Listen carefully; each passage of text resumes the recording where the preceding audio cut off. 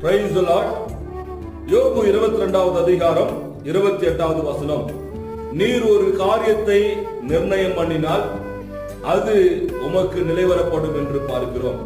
ஆம் பிரியமானவர்களே, தேவனாய் கர்த்தர் நம்முடைய வாழ்க்கையில நிர்ணயம் பண்ணுகிற காரியங்களை அதை நிலைவரப்படும்படியாய் அவர் செய்கிறவராய் இருக்கிறார்.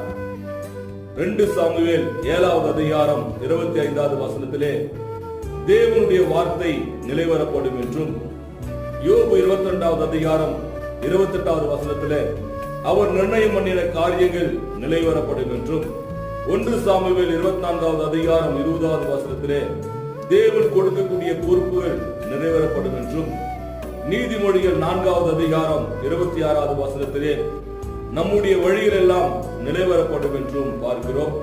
தேவனாய் கர்த்தர் அப்படியாய் நம்முடைய வாழ்க்கையில எல்லாவற்றையும் நிலைவரப்படுத்தி ஆஸ்வதிப்பாராக.